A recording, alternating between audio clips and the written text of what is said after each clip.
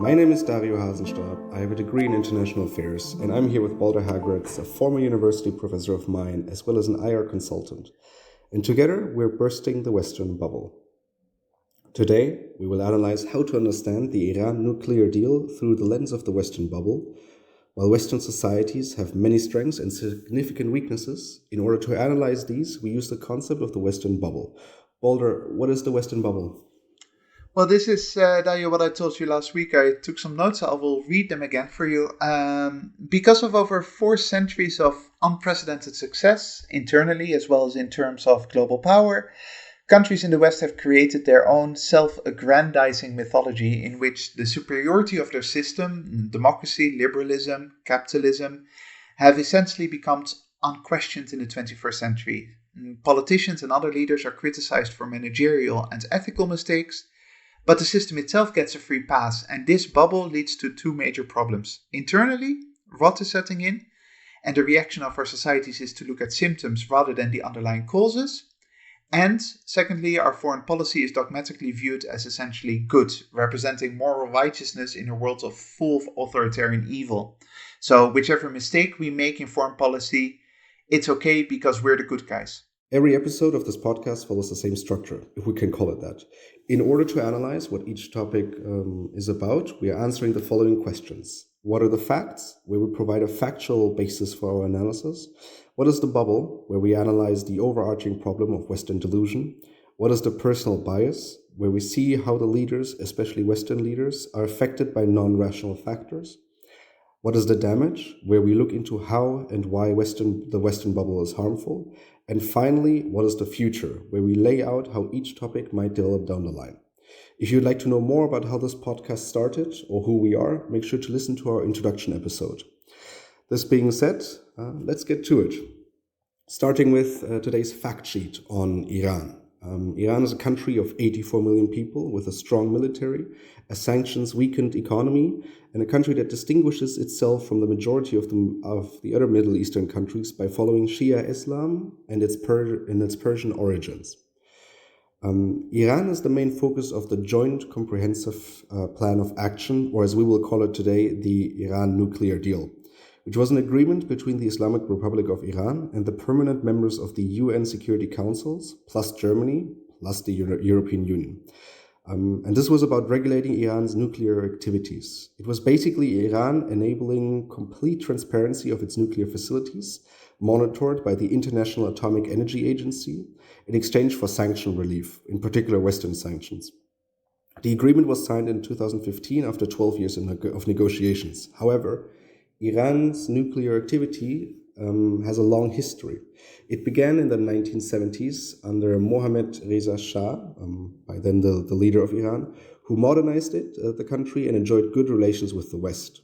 So good that it was the US Atoms for Peace program providing nuclear systems to Iran.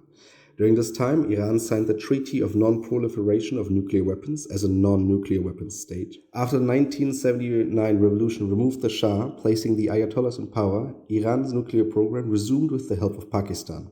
In 2002, Iranian dissidents publicly revealed the existence of two undeclared nuclear facilities, which alarmed the Atomic Energy Agency. Iran then faced the prospect of being referred to the United Nations Security Council, and with the pressure of this, entered into diplomatic negotiations with France, Germany, and the United Kingdom. This led to Iran agreeing to cooperate fully with the International Atomic Energy Agency and temporarily suspend all uranium enrichment. In August of 2005, the newly elected president of Iran, Mahmoud Ahmadinejad, accused the negotiators of treason for not taking into account Iran's interest and announced that Iran would resume uranium enrichment.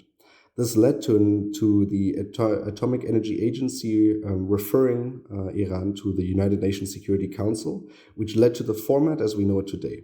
France, the UK, the United States, China, Russia, Germany, the European Union, and Iran we're now working together on a solution. During this time, we also see countless United Nations Security Council resolutions condemning Iran's actions, however, without any notable reaction from Iran to this. In August 2013, 3 days after the inauguration of the new Iranian president Rouhani, he called for a resumption of serious negotiations with the permanent members of the United Nations Security Council, plus one, Germany and the European Union, on the Iranian nuclear program. 2 years later, the agreement was signed by all parties in Vienna.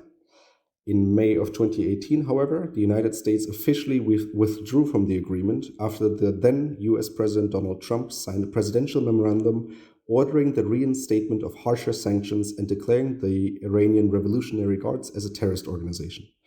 For the next year, European countries tried to save what was left of the agreement, but ultimately in 2019, Iran announced that it had started to increase uranium enrichment beyond the originally agreed upon limit. On January 3rd of 2020, US President Trump further escalated the situation by ordering the assassination of Qasem Soleimani, the commander of the Quds forces, the foreign branch of Iran's Revolutionary Guards. Under US President Biden, the P5 plus one format resumed without the official participation of the United States in 2021 and seemed to make promising progress, but has stalled since March of 2022, mostly due to the fact that Iran demands the Revolutionary Guards to be taken off the terrorism list, a move that Trump did in 2019, and the US denial to do so. Time is running out, tells us the media. Iran is only weeks away from enriching enough uranium to develop a nuclear bomb. And with this, I ask you, Balder, when are we all going to die? Or what is the bubble here? Well, let's first talk about whether we're all going to die or not. This has been a claim that has been made by Western intelligence agencies and at times politicians ever since the revolution. You can go back for the past 40 years, and in 1980, in 1983, in 1986, in 1990, throughout these decades, over and over again, there's report after report saying that Iran is this close, just very, very close to developing nuclear weapons. And this is still what's going on today, right? So this idea that Iran is actually developing nuclear weapons and is then going to be a problem for all of us, that's not at all a given fact. It's a result of an anti-Iranian bubble that exists in the West. It's important to make that distinction. And the second bit, what you mentioned in your fact sheet, is the assassination of Soleimani, or if you like, the murder of Soleimani on Iraqi soil by the United States would have been impossible without this Western bubble, right? A Western bubble that created such a dark space around Iran that there was very little international outcry about the fact that one country assassinated a high-ranking general of another country, which in any other circumstances would be outrageous. And an act of war. And an act of war. I mean, just imagine it the other way around. Imagine Iran assassinating a 4-star US general. I mean, that would lead, not just from the United States, but globally would lead to outrage. And yet, because of this Western bubble creating such a negative label on the Iranian regime, it sort of seems legitimate, almost as if the Iranian regime is similar to just a random US targeted terrorist organization, right? Which of course is not the case. And so where's this and so where's this sentiment coming from? Because I mean I cannot remember a time. I mean, well, that's not very difficult because I'm still young. But I mean, I do not remember a time where Iran wasn't evil. Was there a time? I mean, I assume under the Shah, before the Islamic Revolution, where Iran wasn't so vilified by the West.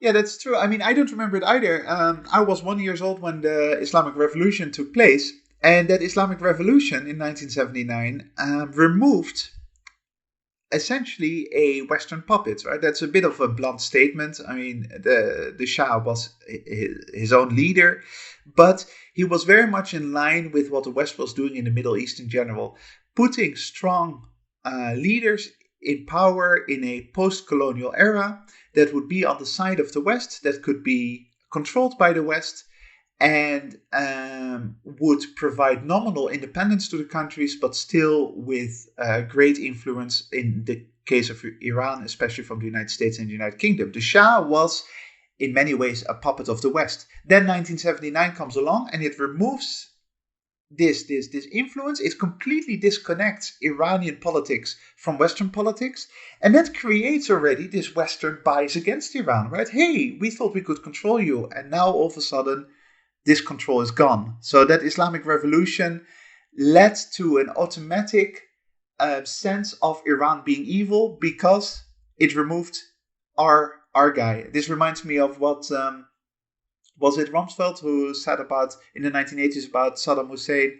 Saddam Hussein is a bastard, but he is our bastard. Right? There was a little bit of a sense in general of how the West was approaching the Middle East there. Like in Iraq, in Egypt, in Iran, they had their puppets, and the Islamic Revolution messed that up. So then, apart from Iran no longer playing by the West's, not necessarily rules, but by the West's liking, what other biases did we then see against that regime? Because, I mean, so Iran is a theocracy where religious leaders are in charge of the country under the leadership of one of the main religious leaders, the supreme leader, supreme Ayatollah. What are the other biases that the West has against this? Well, so a few that are important to mention here. So in general, this is what you're referring to. There is this bias already against authoritarianism, right? The moment the Western bubble is all about we're the liberal democracy, and anyone who doesn't follow this liberal democratic model is somehow on the wrong side of history. That Evil. includes Russia, that includes China, but that certainly includes a theocracy like Iran. Now, the West doesn't have a problem with the Vatican, which is also a theocracy, but I mean that has different reasons, of course. The Vatican, of course, is Christian, is Catholic. And it's not just that Iran is a theocracy, which goes against the democratic bubble, but it's an Islamic theocracy. And keep in mind that the West, even before democracy rose up in Europe, the West has always had this very antagonistic relationship with the Islamic world, right? Where it sees it as an existential enemy, rightfully or wrongfully. It went into 4 crusades against the Muslim world. So this idea that you not only have a rejection of the Western model, you also have all of a sudden a strictly authoritarian theocracy, and that theocracy is Islamic. That leads to a pretty big Western bubble, right?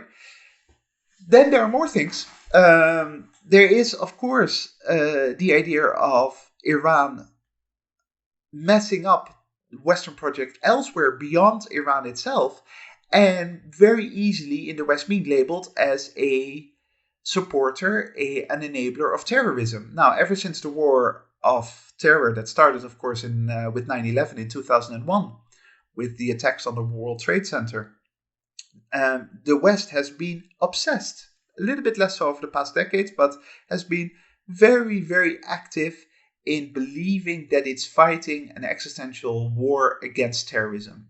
Without much evidence, terrorism is not an ideology, terrorism is a tactic, but the West believes that they're under threat from some kind of terrorist ideology in some ways. And Iran is seen to be supporting groups that fall within that box, that fall within the label of made by the West of terrorism. Hamas, mostly a political organization, but also commits terrorist acts, no doubt about it. Hezbollah, another example of that, mostly political organization, but also involved in terrorist activity. The same could be said about the Houthis in Yemen. Right, so Iran is actively supporting groups that the West has branded terrorists, and the West, as a result, has even branded Iranian groups themselves terrorists, including the Revolutionary Guard, of course. So the moment that the West puts the word terrorist on you as a label, it's not just that has a insulting effect on the person who's being labeled as such, but it's also that the West starts thinking of you in those terms. And when I say the West, diplomats, media, politicians, they start becoming biased by that self-imposed label.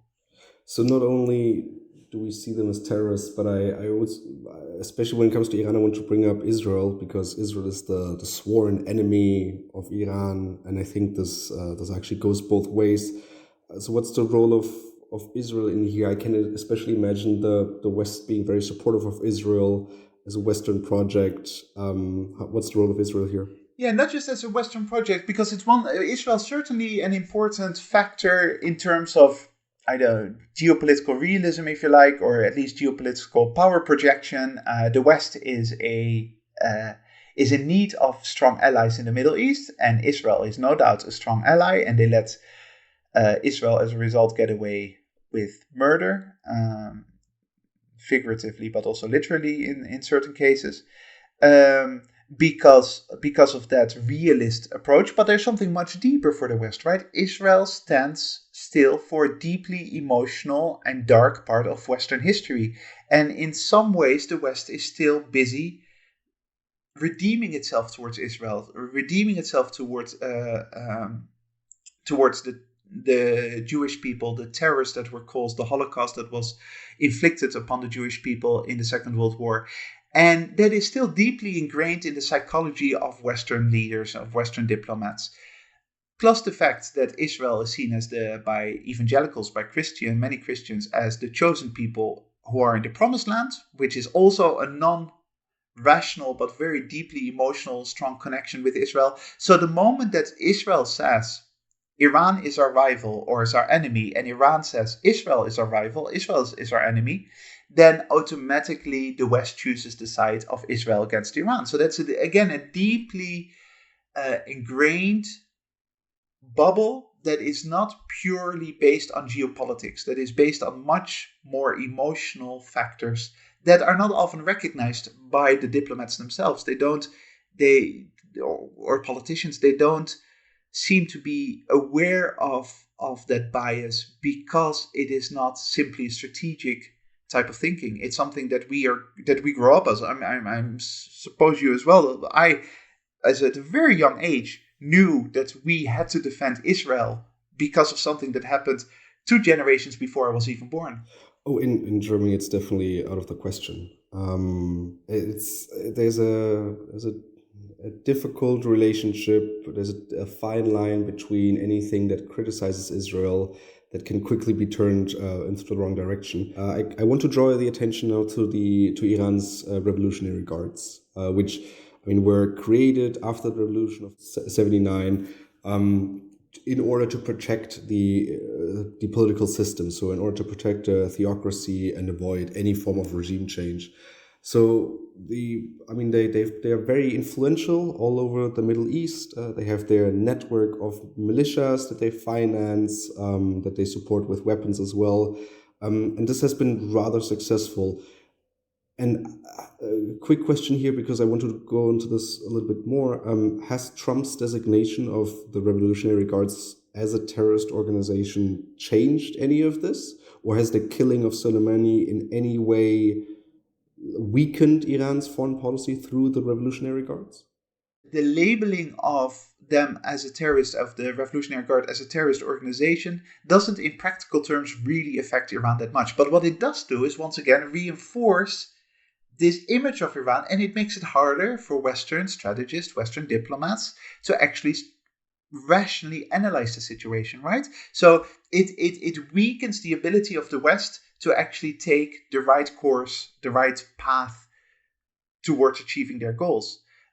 It doesn't really weaken Iran as such, and in a certain extent, it clarifies it for Iran, right? Because it says, okay, look, we already have some suspicions about the West because they don't follow our theocratic ideas, they don't follow our way of looking at the world. They make it very clear that they see us as terrorists. Okay, that means that we have to look at others. We have to look at China. We have to look at Russia. And in some ways, it makes it easier for Iran to know what it needs to do. And the West just shoots itself in the foot once again. So moving on to what is the personal bias. First of all, and I already asked this question at the beginning, but are we all going to die? So is the fear of a nuclear Iran justified, or is it just general panic? Right, so there's a really important distinction to be made here between the first question is Iran actually developing actively nuclear weapons? And I don't know the answer to that. The problem is neither does anyone else really. I mean, if there had been absolutely hard evidence, undoubted evidence that Iran is very close to developing nuclear weapons, we would have seen it, because politically that would be incredibly convenient for the West to publish. Instead, what we have is 40 years, as I mentioned before, of accusations that Iran is doing this based on a past that goes back to before the revolution, right, when the West worked together with Iran on nuclear energy, and this fear with some indication that Iran actually might be developing the capability. Now, that question of whether they are or not is different from the question, if they were, would that actually be a problem? Would it actually be bad for Iran, for the rest of the world, if Iran had nuclear weapons? And maybe the knee-jerk automatic reaction is, yeah, nuclear weapons are bad. I would agree, with the exception that there are already quite a lot of nuclear weapons in the world. A lot of nations already have developed nuclear weapons. And what you see is that right now, the situation between Iran and the West and Iran and Israel is already very volatile, with violence. There is no clear indication that Iran developing nuclear weapons somehow would destabilize the Middle East further. It would be a strategic problem for Israel. It would be a strategic problem for the West, but also not a great one, because what we know about nuclear weapons is that they typically don't get used offensively. So I'm thinking, now I'm immediately thinking about Pakistan and India. Both countries, there's a lot of conflict going on over the region of Kashmir, border region between the two countries. There have been a lot of incidents in the past where conflict, or at least minor conflicts or clashes, broke out, but nuclear weapons have never been used. And I mean, when we're now talking about nuclear deterrence strategy, couldn't you make the case that a nuclear weapon or nuclear weapons make the world a bit safer, because the threshold of using this nuclear bomb on an opponent is so high? It is, yeah, it is. That's a very fair line to take, and I have been brought up, in the 80s I was a child, and I remember worrying about the bomb being dropped. I still find it difficult emotionally to sort of connect to that conclusion. But I think that the conclusion is a reasonable conclusion by looking at the facts, looking at how governments have behaved. Iran and Pakistan they have had moments that could have escalated into war that didn't escalate over the past decades, very likely because of their fear of nuclear weapons, before India and Pakistan have engaged in full-scale war. That was before they actually had nuclear capabilities. The reason is that countries are rightfully terrified of fighting an enemy with nuclear weapons, and that in many ways could stabilize the situation. It brings balance to the situation. Now, again, emotionally, it's hard for me to say, hey, nuclear weapons make the world a safer place, simply because nuclear weapons are so horrible if they ever get used. We know what happened to Hiroshima. We know what happened to Nagasaki, the two bombs that were dropped at the end of the Second World War. It is absolutely horrendous. But yeah, the evidence that we have is that nuclear weapons, to a certain degree, stabilize foreign policy, and they lead to less aggressive decision making. If you were to ask me, what do we really need to worry about with respect to nuclear weapons? It is them falling in non-governmental hands, non-state hands.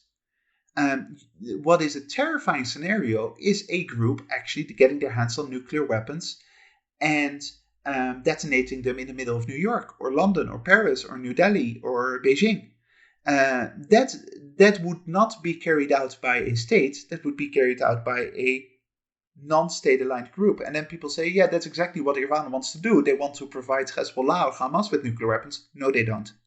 There's no way that Iran would do that, because the price they would pay would be way too high for that. And exactly here is where I want to ask about Israel when it comes to the price to pay, because Israel has been very actively, especially in the last 1.5 years, it's been building up, it's been increasing. There's been a lot of Israeli activity around the Revolutionary Guards, taking out certain commanders, even taking out the top nuclear scientist in Iran. Do you think that if, let's say, Iran were then to acquire a nuclear weapon, and again, this is still based on the premise that they actually want to do this, that it could stabilize its relationship or whatever the opposite of relationship is with Israel? So the answer is yes, that's very likely. We understand it's completely understandable if you're purely from a strategic Israeli perspective, you don't want this, right? Because it limits your options, which might be good news actually for you in the long term, but strategically it feels that you're all of a sudden constrained because your major rival in the region all of a sudden could potentially destroy you. And that is a terrifying thought for any Israeli strategist. So it's not a surprise that they're trying to stop it, but yes, the answer to your question is exactly that it is very likely that one of the reasons why there's so much volatility right now is that there's a power asymmetry. There's an imbalance. Israel has nuclear weapons. Israel, even without nuclear weapons, is untouchable because it's got the whole Western military machine behind it. Iran is insecure. Iran feels threatened. By Iran having nuclear weapons, their psychology would change. They all of a sudden would have to take a lot more responsibility than they're doing. And Israel would not be able to just go cross the border and bomb certain places in Syria and Iran without actually having to take larger repercussions into account.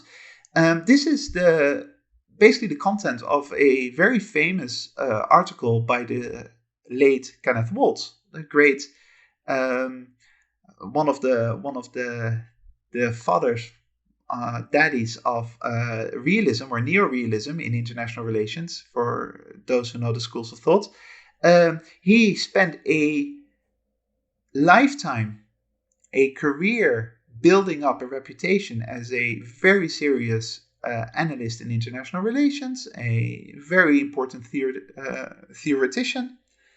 And a year before he died, he wrote an article in Foreign Affairs in 2012 exactly saying this. Iran getting nuclear weapons would actually be good news because it would stabilize the situation. Now, no one else, certainly not in the US community, would have been able to write this except for Waltz, right? Because it goes so against this bubble of Iran bad, nuclear weapons bad. We can't combine those two. We will definitely link this article in the post description below. Then I want to ask, and what is Iran doing by enriching uranium? Because the content of the first Iran nuclear deal of 2015 was basically that Iran would not enrich uranium above a level of 3-point-something%, which basically is enough for civilian use, energy, anything medical. And now there are reports that Iran has managed to enrich uranium up to 60%. Then why is Iran doing this if it doesn't want to acquire a nuclear weapon? Is it more a tactical tool to kind of pressure the West into an agreement? Or, what's the intuition behind here? So if you were to create scenarios about what Iran is actually doing, because again, we don't really know. I think very few people actually know exactly what the long-term plan, long-term strategy is here. All we know is that accusations have been made over and over again and haven't come true yet, which is important information for us to take into account, is that on the one extreme, you would have a scenario where Iran is actually genuinely only interested in civilian purposes, in developing nuclear energy, which, by the way, is not a crazy idea, right? Iran, even though it has a lot of natural resources, gas and oil, its refineries are out of date. It desperately needs sources of energy. And the idea of Iran just wanting nuclear energy for its own consumption is not at all out of the question. So that would be one extreme scenario. They generally don't want nuclear weapons. This would be in line with repeated claims by the Ayatollahs, who said it goes against our religion, it goes against our faith. We do not believe in nuclear weapons. We don't want them. They've repeatedly denied them. And at the very other end, the extreme is that they have been for the past 42 years actively trying to desperately develop nuclear weapons, but for some reason or other, they haven't been able to do so.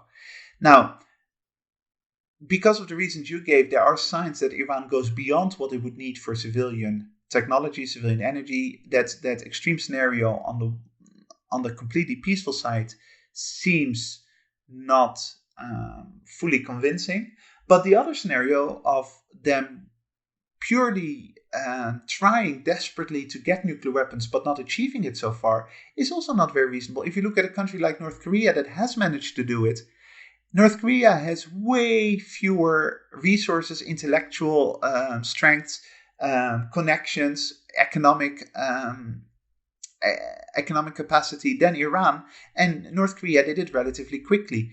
If North Korea can do it, Iran could have easily done it as well. So neither one of these two extreme scenarios seems to make a lot of sense. Then you go into scenarios where you say, okay, maybe their main purpose is civilian energy supply, but they also kind of like the idea of having future capabilities if the need arises, right? And then that probably gets stimulated by a West that keeps on repeating over and over again that Iran is actually pursuing the nuclear weapons. It's a little bit similar to our topic from the previous episode, where Putin obviously was seriously considering thinking about invading Ukraine, but then the West kept on calling him out on it and saying, Putin is about to invade, and Putin, we warn you, when you invade, not if, but when you invade, we will punish you, etc., etc. That only threw oil on the flames, right? It only encouraged Putin to actually go into Ukraine. The same can be said about Iran. The more the West goes on and on and on about Iran developing nuclear weapons, the bigger the opening, the bigger the window becomes for Iran to actually pursue that and to sort of fulfill expectations, right? So then you get these middle of the road scenarios, and it's very likely that it's somewhere there. Iran doesn't have as its primary purpose to develop nuclear weapons, but its nuclear capabilities are there and might become useful in the future. That is my best guess.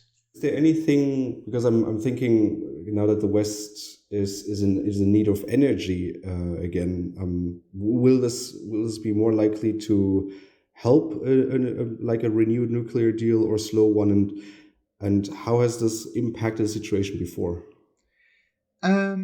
Yeah, so until recently, both with respect to what we mentioned before of the restructuring of the world order, but also this energy supply issue, the Iran signified to Western diplomats and Western strategists only a problem, basically a rival, an enemy, built up over all of these decades. There were no solutions to be found in Iran, right? Iran was a headache for Western decision makers, something to deal with, something to contain, something to fight, not something to provide solutions, or not something to get something positive out, or that was necessary for the functioning of the Western world order. But now that both there is this energy crisis and China, Russia, and other countries are knocking on the door of Western hegemony, all of a sudden Iran becomes a attractive option for certain things,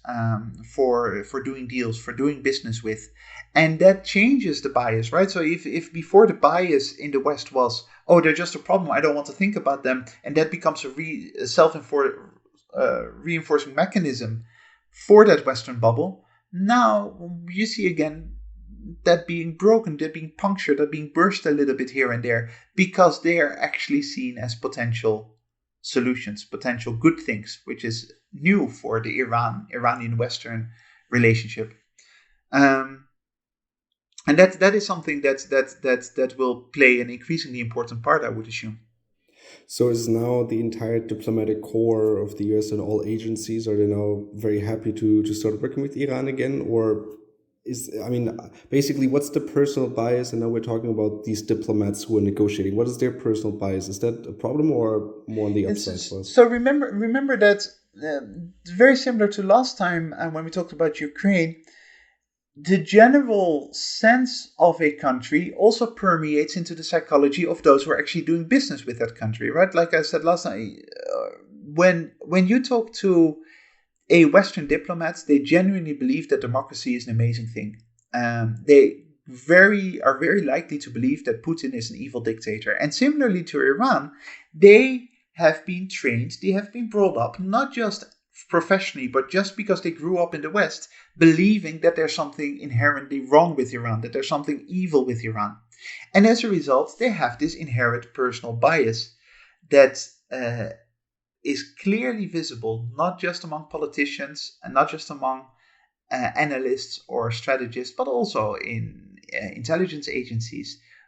They will think at a personal level differently about Iran than, let's say, Israel, or let's say a South Korea, or a country that they've been told is on the good side of history, right?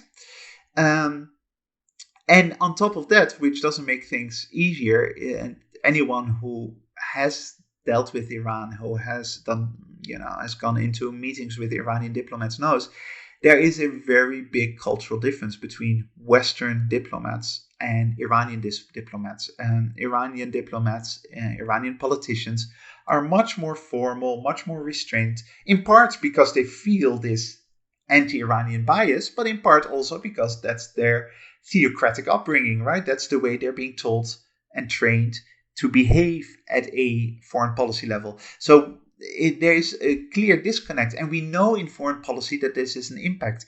It is easier to do positive, productive, constructive business with someone who thinks a little bit like you, who has the same attitude, who understands your jokes, who seems relaxed, and you can relax around them, than someone who is very alien to you. And from a, let's say, American diplomatic perspective, there's little more. There are few types of people more alien than an Iranian diplomat who comes in sober attire and starts straight away talking in theocratic religious terms about what needs to be done. That is something that makes it very hard for Western agencies to actually engage with them. So now that we've talked about all these biases, again, the West seeing Iran as fundamentally evil, that there's no real need for a solution depending on how you see the energy, the energy problem. There is, again, just that bias against them in intelligence agencies, diplomats, and also they're not really getting along culturally. Then what is the damage from this? Moving into the next category, like what's the problem here?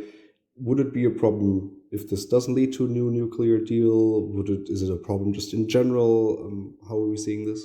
So overall, in general, the broad damage by the Western bubble in any situation is just bad foreign policy, right? In very generic terms. The moment that you are not rationally capable of analyzing the situation, but you've got these deeply inherent biases that you're not necessarily even aware of, is the moment that you're going to be less good at your job. So foreign policy makers, foreign policy analysts, the media are not as good as they should be at analyzing Iran, at dealing with Iran, at working together with Iran. They're just, in general terms, bad at it because of this inherent bias.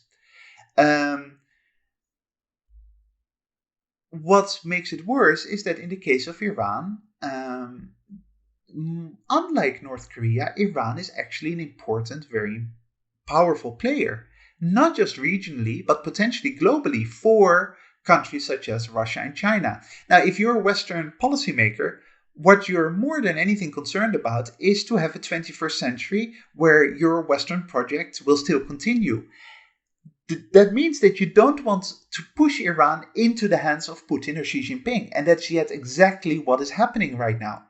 The more the West, the United States in particular, continues to be aggressive, continues to have a problem in dealing with Iran on a sort of rational partnership level, the more it is likely that Iran will strike deals with Moscow and with Beijing. And that would, in the long term, really damage the Western project more than anything. And this is a common recurring theme, right? That this Western bias, this pro-Western bias, actually leads to a weakening Western project in the long term. By not being able to see things for what they are, they're actually shooting themselves in the foot very, very badly. Now, then there's a whole list of specific issues that I can go through if you like. For example, there is the military wastage. You've got continuous attention being paid to the Straits of Hormuz. Even a couple of days ago, there were these, I don't know if you saw the video, but it was with little Iranian boats circling US warships. And it was presented in the media as, oh, look how aggressive Iran is. But hang on, just look at the map and look where this is happening. What are US warships doing there all the way across the ocean, halfway across the world, whereas this is Iranian waters, or at least it's international waters, but it's Iran's backyard. So the way this gets presented is, oh, Iran is being militarily aggressive against the United States. But really the question should be, hang on, who is more legitimate in being there? The country that is only 20 miles away, or a country that is 4,000 miles away, right? That's. And then talking about the region in particular, what's the damage here? Because I mean, now you're just isolating Iran. There's no real solution going on. What's the damage that this Western bubble is causing in the Middle East? Right. So in the Middle East, the West has some very serious challenges. Essentially, it is being pushed out of the Middle East, right? Its neo-colonial project in the Middle East failed, where it propped up those strongmen, and you see at a individual state level over and over again over the past 20 years the West retreating. They completely messed up Afghanistan, obviously. There, Iran could have been an incredible source of support. Iran doesn't have any natural sympathy for the Taliban in Afghanistan at all. And so if the West had been able to communicate with Iran on a more open, a more productive level, then Iran could have really played a big role there. Even more extreme example is the fight against ISIS. ISIS, an arch enemy of both Iran and the West. And yet they couldn't cooperate together, once again, because of this anti-Iranian bubble, because of this Western bubble. That, of course, can also be seen with respect to the global energy supply that you mentioned. And even something like Syria, where Iran has a more direct strategic interest, right? And you could argue that rationally, realistically, there is a conflict of interest in Syria between the West and between Iran. Even there, the inability to actually communicate about this meant that you had this incredible chaos that eventually was won by Iran. And the Assad regime is still in place in Damascus, which is a huge victory for Tehran, where the West has basically been pushed out. Without this bubble, things could have looked very differently at that level. That is not to say that Iran and the United States could be, BFFs, the best friends forever. That's very unlikely. There are some genuine, legitimate differences in interest, in perspectives, but that's okay in an international world order. That's how the Westphalian system is set up. The way to deal with that is through communication and through working together, and not through a blind hatred for the other side, right? Mm-hmm. Now that we've established this, let's look into the future, because you have the situation as it is, but let's see. We're always interested in where's this going to develop. I think the first and most interesting question is, what is our take on the Iran nuclear deal? Was Donald Trump successful enough in quote unquote sabotaging the Iran nuclear deal by putting in place harsher sanctions, by listing the Revolutionary Guards as a terrorist organization? What's to come from here? Because the way it currently looks is that the Biden administration is not willing to delist the Revolutionary Guards as a terrorist organization. What's to come here? Yeah, so the Trump policies with respect to Iran only exacerbated the problem from the West. It didn't really affect that much the Iranian position anyway, like we said before. And now the question is more from a US perspective and a European perspective. But Europeans have always been a little bit more open to dialogue with Iran than the United States, obviously. They were furious with Trump for doing what he did, for example. So here we have to distinguish a little bit between different types of actors in the West. But the question is, will the West be able to understand that in order to strengthen their own geopolitical positions, they have to reverse this game. They will have to reverse this anti-Iranian sentiment. And that is not to say that they can't criticize Iran. That is not to say that they can't have competitive issues with Iran, that they can have disagreements with Iran. But will they be able to sort of position Iran as just another country to sometimes work with, to sometimes compete with in a complex global order? Or will they continue this insane attitude of Iran are the bad guys in history, are the bad guys of the world order, and we refuse to acknowledge any productive cooperative relationship with them, because that would then sort of blemish our our clean souls, our self-image of being pure at heart. As long as the West continues that approach, they will shoot themselves in the foot, and then the result will be that Iran will continue to drift towards China and Russia, whereas the West is already overstretched in its ability to deal with those two countries, right? It's already struggling to deal with a resurgent China and a resurgent Russia that are starting to call serious questions about where the West wants to be in 20, 30 years' time. With Iran on the other side, that's going to be much, much harder. The problem here, of course, is that even if a rational analysis would lead you to think, okay, in the next few years, Biden and others will need to go back to a more reasonable approach, you've got Israel being a problem, right? Israel will vehemently oppose any warming of relations between Tehran and the West for obvious reasons. Here I see this is something that I never understood. So you have this format of the permanent members of the Security Council. You have Germany in there for some reason. You have the European Union. However, you do not consult regional forces at all. So Israel is not part of it. Saudi Arabia not. Is this part of the Western bubble, or why are they not being included? Because there's very on regular occasions, Saudi Arabia and Israel will voice their dissent, not their dissent, their opposition to not being included in these negotiations. Well, the problem is that by including them, it would complicate any negotiations even further, right? I mean, the West is already taking a pretty hard approach towards Iran. The moment you have Syria and Saudi Arabia, Israel and Saudi Arabia in there, it would basically bring any kind of conversation to a halt. For one, because Israel dislikes Iran for a very different reason than Saudi Arabia dislikes Iran. Saudi Arabia and Iran are natural rivals with respect to the Islamic world. Iran trying to promote and to strengthen its Shia ties, whereas Saudi Arabia sees itself as a protector of Sunni Islam, the protector, the guardians of Mecca, those with infinite money supplies to support Islamic Sunni export to sub-Saharan Africa.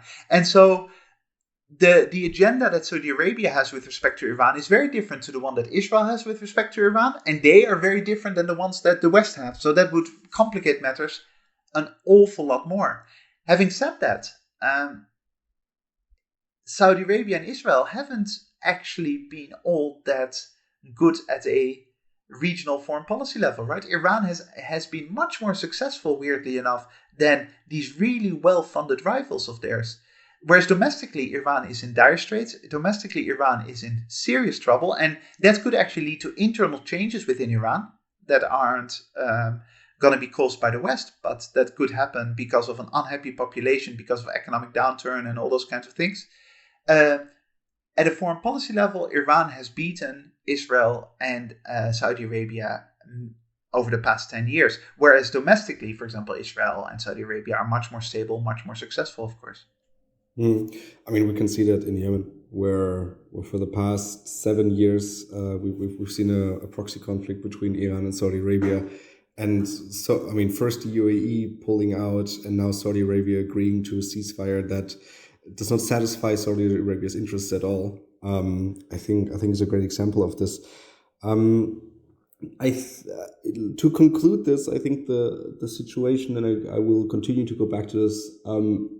I think this situation is summarized best at the Western bias is summarized best by this problem of the Revolutionary Guards being designated as a terrorist organization. Again, if you believe what diplomats leak and the media is able to pick up, this is the major thing that stands in between a renewed Iran nuclear deal. And I think here, if we look at the purely symbolic, as we talked about earlier, this purely symbolic designation, because it doesn't have any real impact. If anything, the Revolutionary Guards have been very successful at continuing to implement this strategy in the past few years.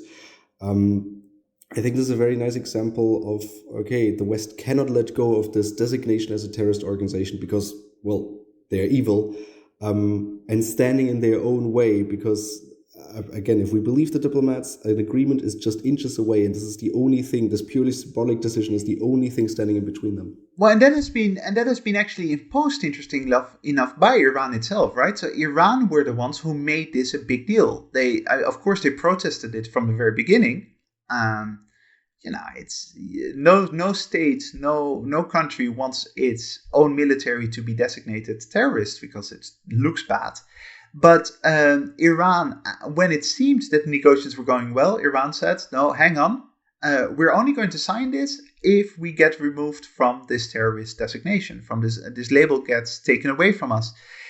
Which, by the way, is an interesting sign about where Iran believes it to be. Because, like you said, it doesn't really impact Iran that much at a practical level. But they clearly feel strong enough, probably because of their openings towards the East and the North, towards China and Russia, that they can make this symbolic demand, right? Sort of like restoring a little bit of psychological balance with respect to the West.